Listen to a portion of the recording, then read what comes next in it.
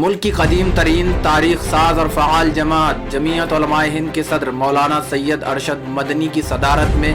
دہلی کے Indira Gandhi indoor stadium میں 12 مارچ کو عظیم الشان قومی یکجہتی کانفرنس کا انعقاد کیا جا رہا ہے، جس میں مختلف مذاہب کے رہنما، سیاسی لیڈران اور دانشوران قوم ملت شریک ہوں گے۔ اس اہم ترین کانفرنس کے اغراض و مقاصد کے سلسلے میں مائنورٹی میڈیا سینٹر نے جمعیت علماء ہند کے صدر مولانا سید ارشد مدنی سے خصوصی گفتگو کی۔ پیش ہے ایک رپورٹ۔ حضرت، جو 12 مارچ کو قومی یکجہتی کانفرنس ہو رہی ہے، اس کے اغراض و مقاصد کیا ہیں؟ یہ محسوس کیا جا رہا ہے کہ موجودہ دور حکومت کے اندر آزادی برابر کم سے کم تر ہوتی جا رہی ہے ہر آدمی، اور یہ چیز بہت خطرناک چیز ہے۔ اس کا مطلب یہ ہے کہ ملک کا جمہوری ڈھانچہ اور نظام بالکل ختم ہو جائے گا، اور اگر ابھی سے یہ صورتحال ہے تو بی جے پی اور آر ایس ایس جدھر ملک کو لے کر چلنا چاہتی ہے کہ یہ ملک ایک ہندو اسٹیٹ بن جائے،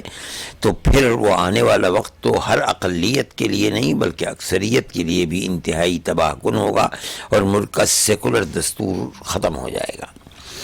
ہم یہ چاہتے ہیں کہ اس صورتحال کے اندر ہم عوام کو آگاہ کریں، اور سیکولر پسند جو طاقتیں یا جو ذہن ہے، ہم اس کو یہ بتائیں کہ اگر اس نظام یعنی حکومت کو تبدیل کیا گیا اور جدھر ملک چل رہا ہے اگر ادھر خدا نخواستہ کامیابی ہو گئی تو اس سے ملک کو کیا نقصان پہنچے گا۔ حضرت، اس میں جو پروگرام ہے، یہ کانفرنس ہو رہی ہے، اس میں کن لوگوں کو مدعو کیا جا رہا ہے؟ ہمارا یہ خیال ہے کہ ہم کچھ ایسے لوگوں کو جو جمہوریت پسند ہیں اور وہ یہ چاہتے ہیں کہ ملک کا نظام آزادی کا ہونا چاہیے، انسان کی آزادی کو چھیننا نہیں چاہیے، اور ملک کا سیکولر ڈھانچہ اور دستور ہے جو اس کو طاقتور بننا چاہیے، کمزور نہ ہونا چاہیے۔ ان لوگوں نے اپنے ایوارڈ کو واپس کیا ہے ایک مسلم کے اوپر ظلم و تشدد کی بنیاد کے اوپر۔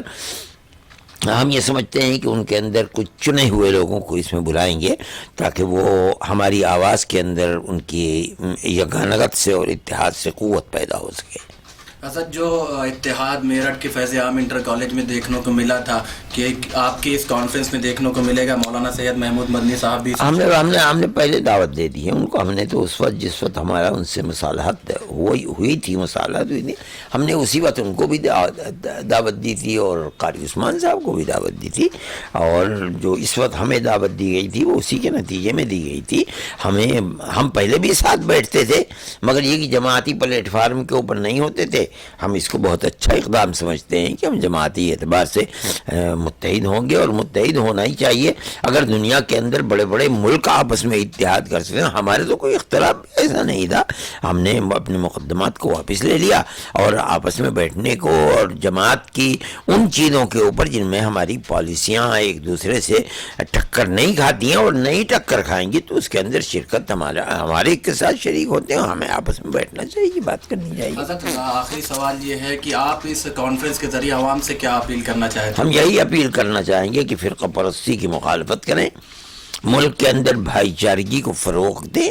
یہ چاہتے ہیں کہ ملک کے اندر اتحاد ختم ہو، ہندو الگ ہو جائے اور تمام اقلیتیں الگ ہو جائیں، دلت الگ ہو جائیں، کرسچن الگ ہو جائیں، سکھ الگ ہو جائیں، مسلمان الگ ہو جائیں، ہندو ایک طرف ہو جائے۔ ہم اس کی مخالفت کرتے ہیں۔ ہم ہر شخص سے یہ کہیں گے کہ وہ ہماری دوستی اور بھائی چارگی اور پیار و محبت جو 1400 سال سے ملک کے اندر قائم تھا وہ اپنی جگہ پر قائم ہونا چاہیے، اور پرانی تاریخ کو زندہ کرنا چاہیے۔ مذہب سے اوپر اٹھ کر انسانیت کی بنیاد پر، چاہے آدمی غریب ہو، چاہے فقیر ہو، چاہے دولت مند ہو، چاہے اقتدار کی کرسی پر بیٹھا ہو یا نہ بیٹھا ہو، ایک دوسرے کے ساتھ پیار و محبت کے ساتھ معاملہ کرنا چاہیے۔ دکھ اور سکھ کے اندر لوگوں کو شریک کرنا چاہیے اور لوگوں کے دکھ سکھ میں شریک ہونا چاہیے۔ آزادی کے بعد جمعیت علماء ہند کی ایک بہت بڑی خدمت ملک کے لیے ہے کہ دستور اور سیکولر دستور جو بنا ہے اس کے اندر جمعیت علماء کی قربانیوں کو بہت بڑا دخل ہے۔ اس لیے ہم یہ سمجھتے ہیں کہ یہ ملک کا سیکولر دستور ملک کے لیے خدا کی بہت بڑی نعمت ہے۔ ہم ہر طبقے کو ملک کے اس کی دعوت دیتے ہیں کہ وہ اس دستور کی حفاظت کے لیے سامنے آئے، اور جو کر سکتا ہے وہ کوشش کرے دستور کی حفاظت کرے۔